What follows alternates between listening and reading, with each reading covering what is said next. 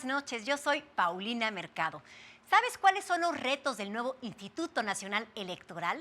La respuesta nos las da su nuevo presidente, Lorenzo Córdoba Vianello, quien conversa con Ricardo Rocha en Reporte 13.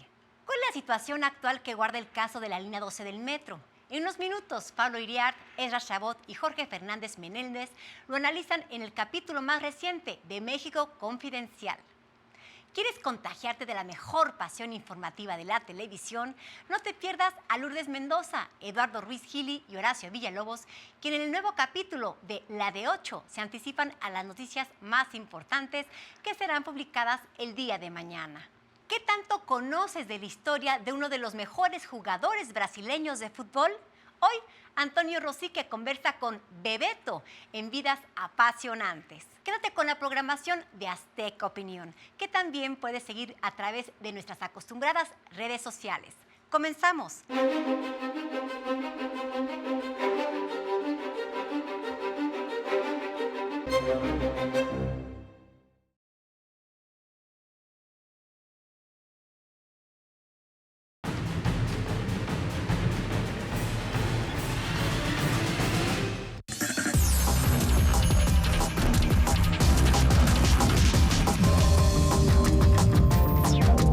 Lorenzo Córdoba, consejero presidente del Instituto Nacional Electoral, impone este salón de sesiones. Allá está una silla que dice doctor Lorenzo Córdoba Vianello, consejero presidente. Te impone a ti también, está cambiando ya tu vida. Tienes una solicitud gigantesca de entrevistas, de encuentros con actores políticos de todo tipo. Se va a transformar tu existencia en lo personal y también en lo profesional. ¿Estás listo? Sí, antes que nada, mi estimado Ricardo, muchas gracias. Sí, sin duda, y en efecto es un salón que impone Es un salón en el que se ha venido construyendo la historia de la democracia mexicana en las últimas 2 décadas. Y no es la primera vez que me impone este salón. Yo llegué aquí por primera vez como asesor del entonces consejero ciudadano José Woldenberg. Me sentaba de aquel lado, no me sentaba por supuesto en la herradura. En 1994, en un año, recordarás, crucial para la historia política del país. Después volví más adelante en diciembre de 1999, de nuevo como asesor de José Woldenberg cuando él era presidente del Consejo, y de nuevo me volví a sentar en este salón, en otro lugar, pero un salón que impone. En 2011 me nombran consejero electoral del IFE y de nuevo, ahora sí ya sentándome en la herradura, volví y me impuso nuevamente el salón. Y ahora, a pesar de que prácticamente el viernes pasado me senté en la mesa como consejero del IFE y un par de horas después me senté en la mesa como consejero presidente del INE, Ricardo, sin duda me volvió a imponer. Este es un salón que forma parte de la historia del país y que es un salón en donde se asientan, déjame decirlo de alguna manera, los fundamentos del edificio democrático, que sin duda tiene hay mucha tarea por hacer para terminar de consolidarlo, pero que sin lugar a dudas tiene un cimiento importante. Se impone, sí me va a cambiar la vida, pero espero que en lo personal y profesional sea para cimentar pues, mi trayectoria, primero como académico, luego como funcionario público, pero en uno y otro dedicados a las cuestiones electorales, y espero que también esto sirva para de alguna manera cimentar la institucionalidad electoral del país, Ricardo. Hablas de cimentar y de consolidar. Sí. Quiere decir que este proceso no está concluido. Tú mismo has sido un crítico consistente, a veces severo, de nuestro proceso democrático, de todavía sus fallas, sus carencias. Fuiste un crítico del propio IFE, del propio INE, cuando se planteó. ¿Cómo concibes ahora esta nueva institución? ¿No corremos el riesgo de que el nuevo INE sea un viejo IFE? Yo creo que el INE y el IFE están conectados de manera muy intensa. Los vasos comunicantes perduran, y qué bueno que perduren, porque al final del día la fortaleza primordial del INE es precisamente el IFE. La propia reforma constitucional, a pesar de que trae consigo una transformación institucional, cimenta la misma, hace que la misma pase, digamos, abrevando de las fortalezas del Instituto Federal Electoral. El servicio profesional electoral, que es uno de los más sólidos del país, acaba de presentarse un informe de la Auditoría Superior de la Federación que coloca el servicio profesional electoral del IFE en segundo lugar solo después del servicio exterior mexicano, que nos lleva 200 años de historia y que tiene centros de formación que todavía nosotros no tenemos en la institucionalidad electoral. El personal administrativo, 23 años de aprendizaje institucional, procesos electorales que son sólidos y consolidados como el programa de resultados electorales, el conteo rápido. Todo esto es un bagaje con el que recibe en herencia el Instituto Nacional Electoral. Claro que el Instituto Nacional Electoral tiene nuevos desafíos. Vamos a tener que hacer una fiscalización ahora de carácter nacional, ya no solo de los procesos federales, sino de los locales. Sí, ¿tienen infraestructura suficiente? Claro.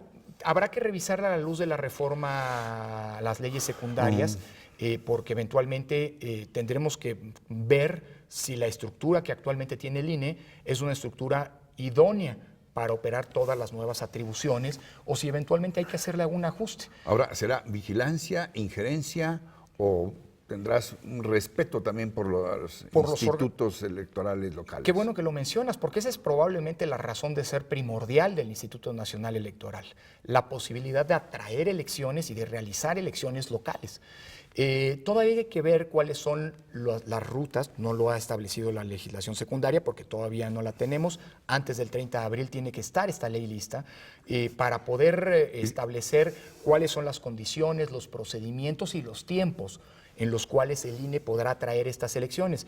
Pero entiendo que esas son, es una potestad que atenderá a causales extraordinarias. Al menos así lo establece la propia Constitución. Y esto supone que por lo pronto subsisten los organismos públicos locales electorales, los de las entidades, con el INE. Y eso sí, van a tener que tener una comunicación de respeto de los ámbitos de competencia. El INE va a nombrar a los consejeros, aquí en este consejo se van a nombrar a los consejeros de los órganos locales, pero creo que más que una subordinación tiene que entenderse una colaboración permanente. Eso sí, cuando existan las causales, las circunstancias que debe prever la ley para que el INE atraiga las elecciones, entonces el INE tendrá que hacerse cargo de los procesos electorales locales. Mencionaste algo muy importante en esta respuesta, que hay un plazo límite, el 30 de abril, Así es. para que quede concluido el proceso que tiene que ver con la parte del cómo, es decir, de las leyes complementarias en esta materia.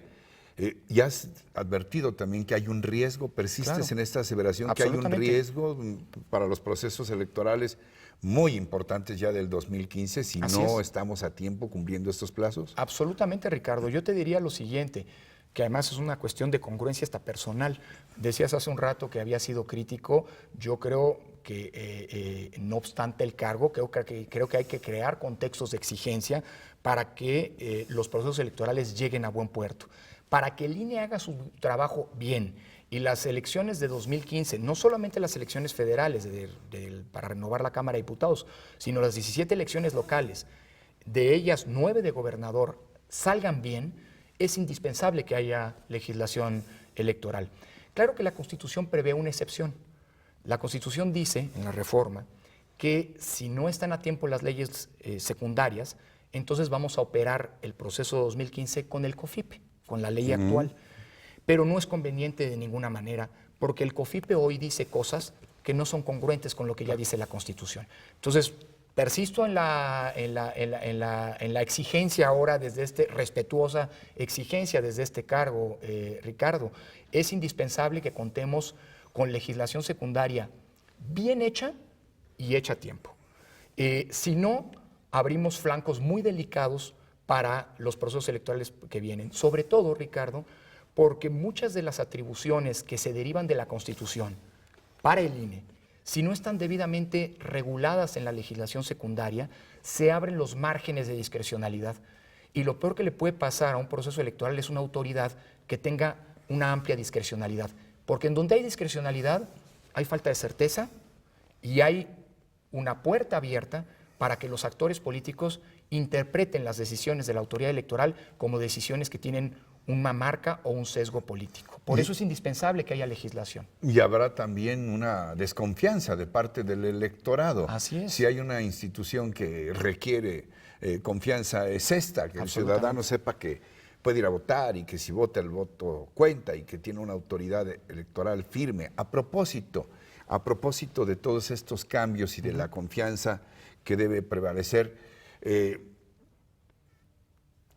está claro que ustedes como consejeros fueron propuestos y electos por legisladores que representan a diversos partidos políticos. Así es. ¿Significa esto necesariamente una partidización del INE y que ustedes deben de vez en cuando reportar resultados a los partidos políticos, o que serán nada más representantes de los partidos o correas de transmisión y que ellos tienen derecho a pedirles cuentas cuando los ciudadanos suponemos que a quienes se deben es a nosotros? Qué bueno que lo pregunta, Ricardo. A ver, déjame una premisa porque creo que anotabas un tema fundamental. La confianza es, déjame decirlo así, la salvia vital de las autoridades electorales y de los procesos democráticos en su conjunto.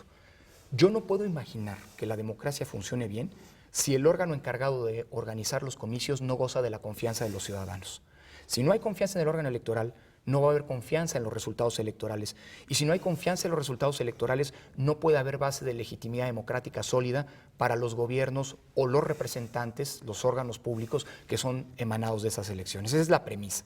Por lo tanto, creo que una tarea permanente de la autoridad electoral es granjearse, construir la confianza de manera permanente. Y este es un proceso muy complicado.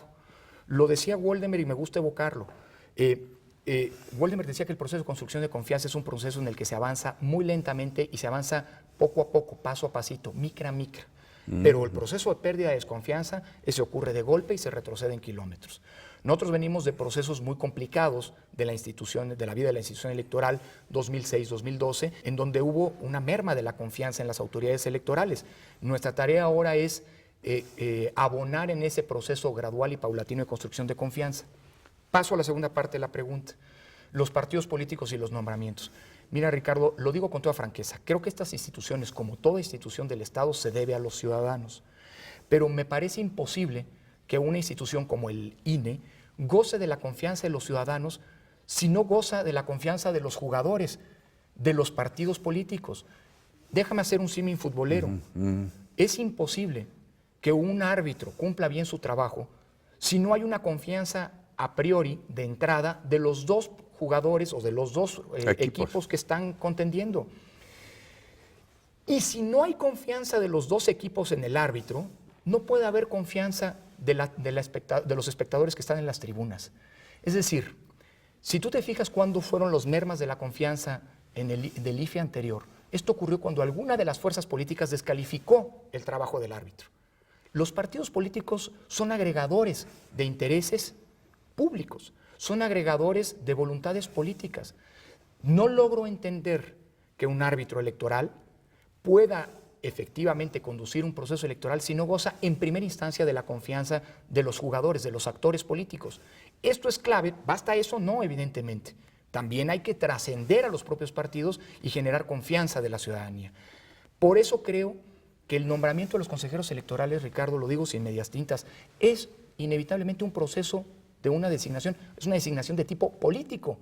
Por eso son los grupos parlamentarios representados en la Cámara de Diputados los que hacen las propuestas, ahora con un novedoso proceso de selección, con un filtro que es este Comité Técnico de Evaluación. Pero por eso es indispensable que sean los partidos políticos representados en la Cámara de Diputados los primeros en depositar confianza en quienes los van a arbitrar a ellos en las elecciones. ¿Basta eso, insisto? No. Creo que la confianza se construye día a día con acciones concretas y con una capacidad pedagógica para comunicar a todos los ciudadanos cuáles son las decisiones que toma la autoridad electoral y por qué se toman esas decisiones. Lo demás, tú mencionabas correas de transmisión. Yo creo que los consejeros electorales, cuando se asumen como correas de transmisión de los representantes de los partidos, echan a perder el juego democrático. A ver, doctor Lorenzo Córdoba, no sé ustedes allá en casa qué piensen.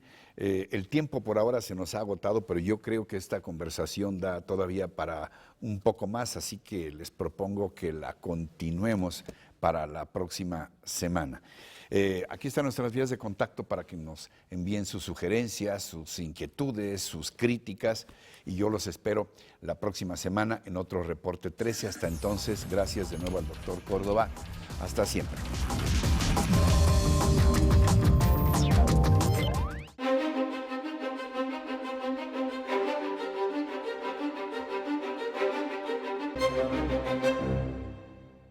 ¿Cuántas veces ha escuchado usted hablar de comisiones especiales en el Senado, la Cámara de Diputados o la Asamblea Legislativa del Distrito Federal? ¿Y cuántas veces ha sabido que cualquiera de esas comisiones entrega resultados?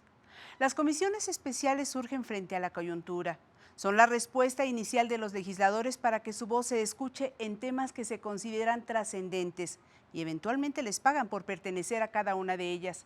Las hay, por ejemplo, para el seguimiento de los feminicidios, para conmemorar el centenario de Octavio Paz, para la reforma política del DF, para seguimiento a las agresiones contra periodistas y medios de comunicación, y ahora una para la investigación del caso Oceanografía y otra para la línea 12 del metro de la Ciudad de México. La percepción general es que dichas comisiones no sirven para nada y, por el contrario, se crean cuando se pretende congelar algún tema en breve plazo. ¿Será que este pase con dos temas tan dolorosos como Oceanografía y la línea dorada? Son sin duda los legisladores quienes con el tiempo darán la respuesta.